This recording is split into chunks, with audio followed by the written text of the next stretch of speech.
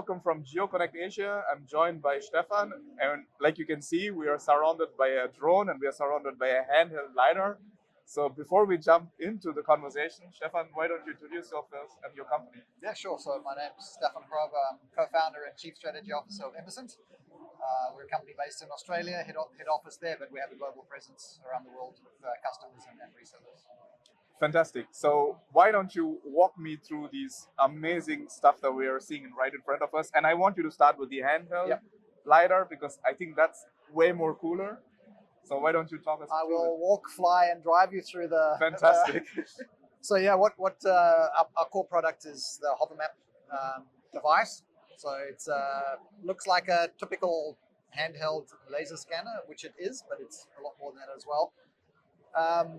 Emesent started out of a robotics company, a robotics research group in Australia called CSRO. That's my background, robotics and drone autonomy. And we developed HoverMap as a device which can be mounted on a drone to provide autonomous flight capabilities for drones, allowing them to fly in GPS-denied environments like underground in a mine or in tunnels or inside buildings.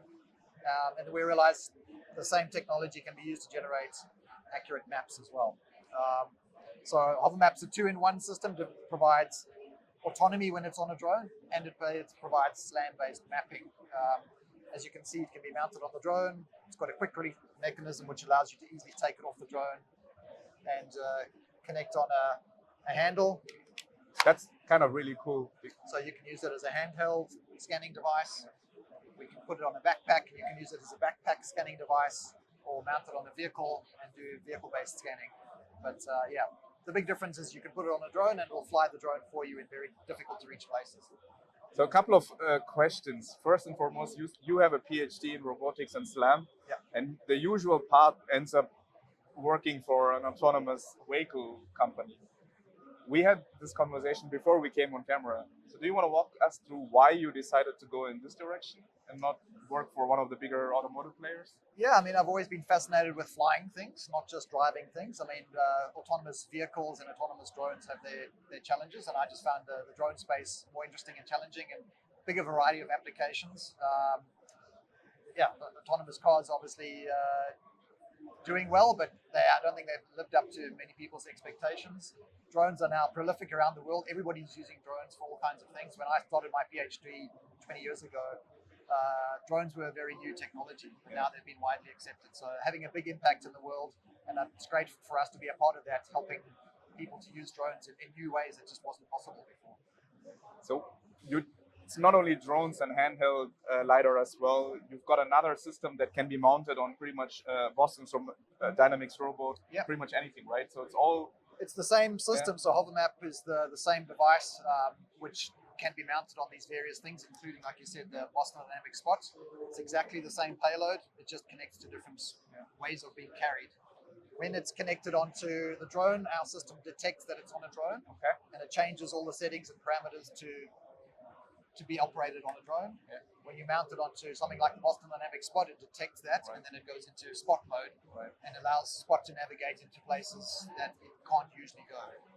So what are the main application areas? Where's the main benefit with your system? Is it in mining? Is it in agriculture? Where do you see the biggest benefits?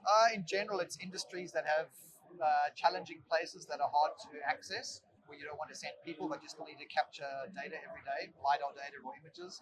So obviously mining is a very strong use case, and that's where we started. There are many places in underground mines that are very dangerous. You can't send people there, but they still need to go every day and scan to monitor progress, look for any hazards, anything that's going wrong. So mining is a very strong use case. Obviously in construction or AEC, there are many examples similar where it's hard to reach. If you're building a tunnel or building a building, you might not be able to access those areas, so you can use autonomy when it's on the drone, or if you can access the areas, you can use it as a handheld device. Okay, before we wrap up the interview, I have exactly two questions for you. One, which area are you most excited about, and where do you see the biggest challenge? For me, I think what's exciting is the potential for this technology to have impact in different industries. We've already seen quite a big change in the way that most mines capture data underground now. even in just 5 years since we launched the product, minds have changed the way they capture data now using systems like this. So to me, it's exciting to see how that could sort of become a change in the AEC market and other markets as well as we introduce more autonomous capabilities, helping to have safer operations, keeping people out of dangerous places, capturing data more autonomously, and how that can sort of speed up many workflows in construction and other industries. The second question was about challenges. You're right. Besides getting more awareness for your work, because that's kind of what we're addressing right now. Yeah. I mean, a lot of challenges. That's what I love about the space. There's always new problems and new challenges. Obviously, on the technical side, we're always working on new autonomy capabilities to allow the drone to fly into more challenging environments. When we've integrated on Spot, we're sort of making new ways that you can use Spot to get into different environments. And then obviously we do a lot of work in the SLAM mapping area. So we're improving the way that our SLAM algorithm works. We can now integrate GPS data into the SLAM pipeline as well to improve the SLAM quality and georeference it. We're bringing in 360 panel images. So just constantly improving both the SLAM and the mapping. A lot of challenges, but I guess that's what I love as an engineer as well. That's what our engineers live for, is solving these challenges. Then have fun solving challenges, and I hope you have a wonderful time at Geo Connect Asia. Thanks. Yeah, thank you. Thanks.